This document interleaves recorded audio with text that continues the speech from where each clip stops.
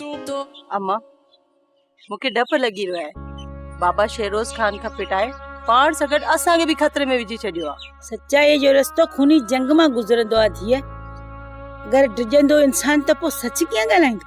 अम्मा इहा ॻाल्हि त आहे, पर मासी फापुल कारी ज़बान वारी आहे, सफ़ा कारी ज़बान वारी। इहा जीअं चवंदी आहे न ईअं ई थींदो आहे। अम्मा इन जे करे मां परेशान आहियां। वरी कहिड़ी बकवास कई आहे इन धुतीअ फापल। मूंखे त हिन जो को न को बंदोबस्त करणो पवंदो। सॼी उम्र पिणे जी ने हवेली जूं मटियूं भरींदे भरींदे गुज़री वई। फापुल चयो पई त ज़ीनत वारे मामले में शेरोज खान जो नालो गंढीदा। बाबा भी जीअं ढंढ जे भर में रहंदो हुजे, वागुन सां वञी वेर विधो अथसि, वागुन सां। इन फापल धुतीअ जो त धंधो ई इहो आहे। पासिया हुनसि ॿ टे पैसा इन शेरोज खान जो इन हवेलियुनि जे बहाने पिणे के धमकियूं ॾेई चुप कराइण जी कोशिश थी करे। तूं माठ करे वेह रुगो। अधु जिंदगी मूं रंज खुशी में गुज़ारी आहे। बाक़ी नुक़सान मुंहिंजे रब जे हथ में आहे। जेको हू चाहींदो ईअं ई थींदो। अम्मा पहिरीं मूंखे इहो ॿुधायो त तूं नाराज़ न थींदी आहे, पोइ मां चवंदीसां। हा चओ।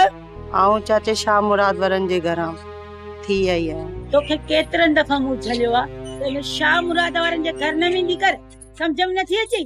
कुझु सोच का कम वठदी आहे। एॾी ख्वारी थी आहे, माण्हू छा चवंदा? इहो ख्वारी जो ठिकुर मथे ते भञण खां पोइ नींगर नथी मुड़े। अम्मा इन ॻाल्हि खे पूरा 4 वरिया थी विया आहिनि। पर धीअ कंहिं कंहिं जो मुंहुं बंदि कंदासीं। माण्हू छा चवंदा?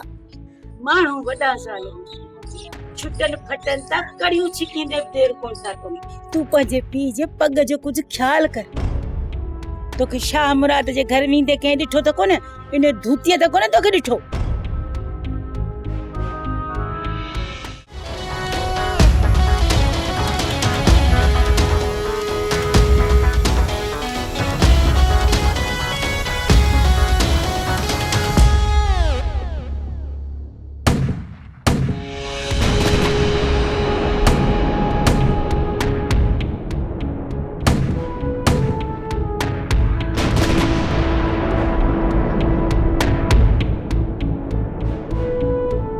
या अल्लाह साईं, मुझे भा साले दे खैर कजा।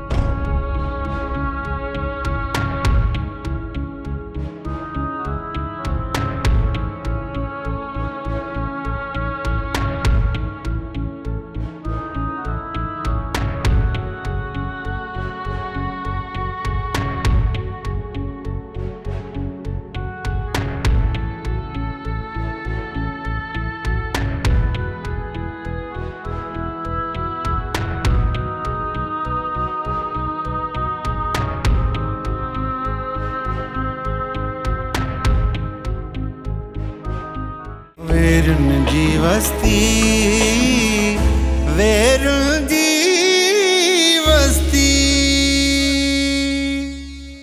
सब्सक्राइब कयो असांजो ऑफिशियल YouTube चैनल सिन टीवी HD ड्रामा ऐं वधीक अपडेट लाइ बेल आइकन खे क्लिक करियो।